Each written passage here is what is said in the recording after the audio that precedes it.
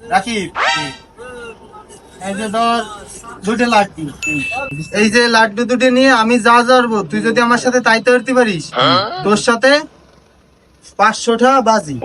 তুই পারলে আমি পারবো না, কেন? 500। আচ্ছা নে, এই যে 500 তোমার। 500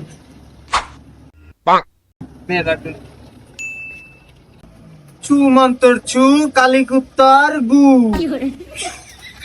ছু মন্তর ছু, কালীকুত্তর গু।